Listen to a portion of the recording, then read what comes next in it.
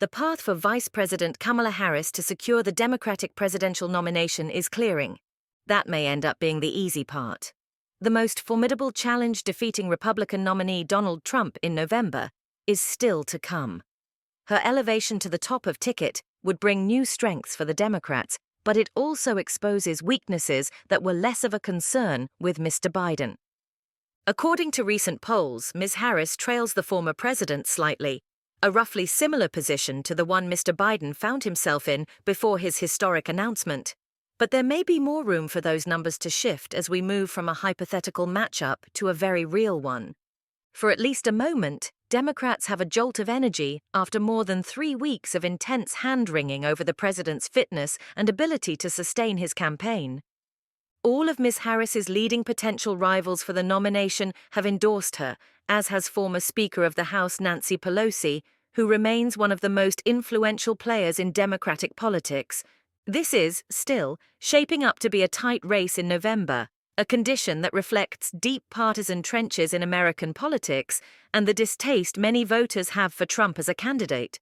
The vice president's primary challenge and opportunity will be to capitalize on this Trump aversion, attract centrist voters in key swing states, and energize the Democratic base, which was in the past few weeks swinging towards despair, to match the enthusiasm many on the right hold for the former president.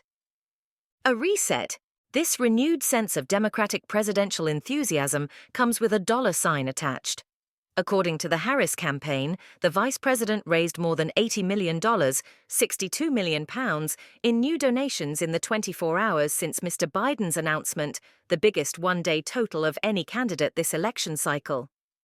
That, along with the nearly $100 million she inherits from the Biden-Harris fundraising coffers, gives her a firm financial footing for the campaign to come. Ms. Harris, if she becomes the nominee, also diffuses one of the most effective attacks the Republicans have leveled against their opponent, his age.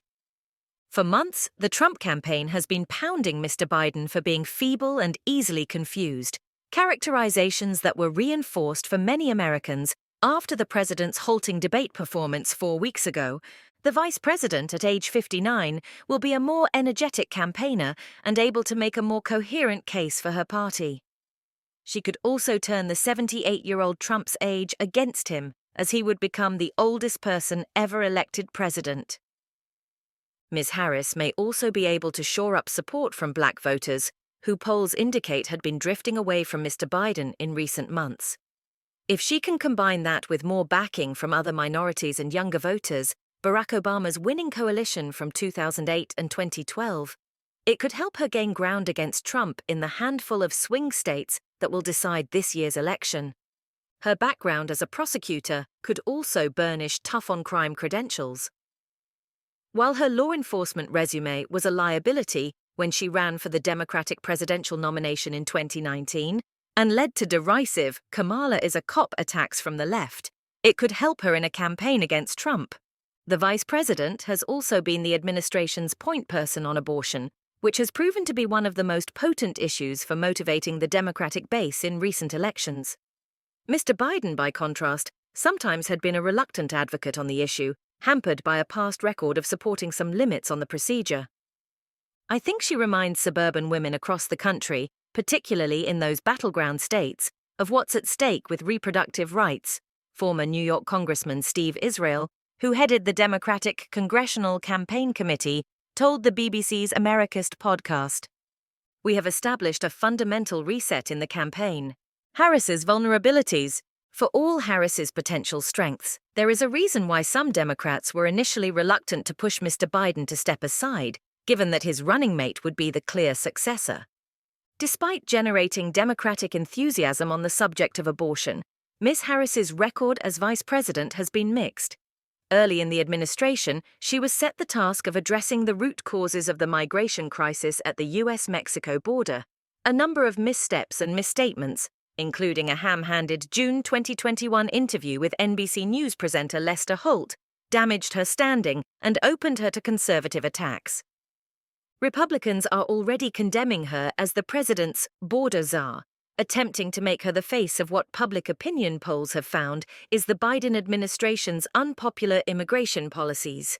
Immigration is a soft spot for Democrats in those battleground areas, Mr. Israel said. This is a very salient issue for voters living in those suburbs, fairly or unfairly. They believe that our immigration system is not managed strongly enough.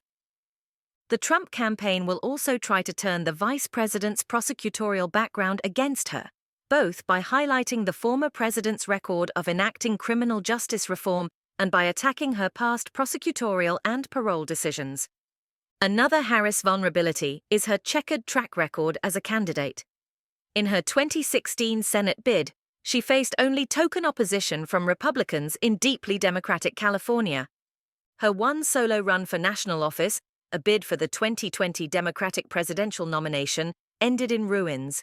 While she surged early, a combination of fumbled interviews, a lack of clearly defined vision, and a poorly managed campaign led her to drop out before even the earliest primary contests. First impressions.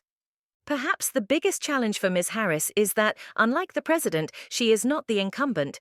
While she might have the opportunity to distance herself from some of the more unpopular elements of Mr. Biden's record, she also does not have the luxury of being a known quantity for voters. Expect a furious effort by Republicans to paint Ms. Harris as too untested and too risky to be president.